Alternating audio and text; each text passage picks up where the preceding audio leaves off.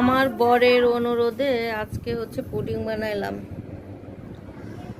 তার রোজার মধ্যে কিছুই ভালো লাগে না। কালকে বলছে বাসার ডিম আছে, একটু পুডিং বানাও, তো বানাইলাম।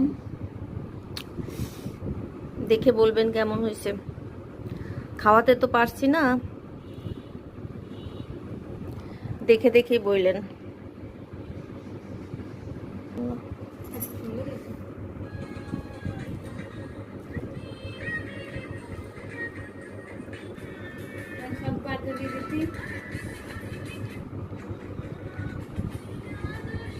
মজা হয়েছে।